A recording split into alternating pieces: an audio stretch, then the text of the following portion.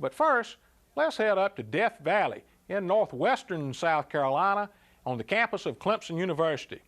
Maybe you'll pick up some cultural practices that will help you with your turf around the home landscape. We're with Les Jones, the groundskeeper for all athletic fields at Clemson University. Les, first of all, a lot goes into preparing this football field for a game each Saturday. That's correct, Roland. It's a real team effort, and the guys do a terrific job, and we're proud of the results. Well, let's start with fertilization, because I know many homeowners throughout the Carolinas would be interested in your fertilization practices. One of the most important as it relates to warm season grasses in the Carolinas. What do you do?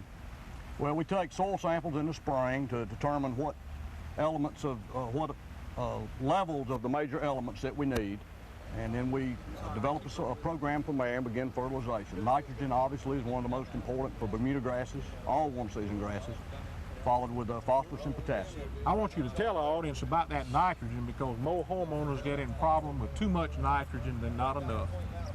Research, or most of the research that I've read, Roland, tends to lean toward most of your warm season grasses will not absorb more than 1 pound of nitrogen per 1,000 square feet at any given time.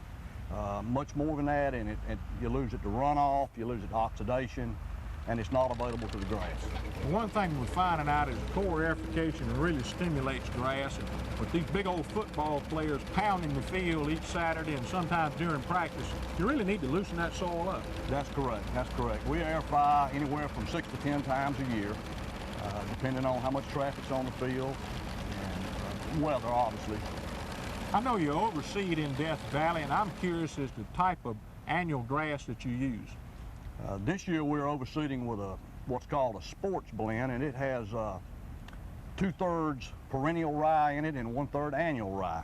The perennial ryes are Palmer and Prelude, and then just normal Oregon-grown annual rye for the last third.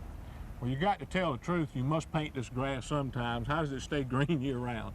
No, we don't do a lot of painting on the grass. The rye that we are putting out now and have put out in the last couple of days is primarily for color, to give us some color in the late season, latter part of October through the middle of November.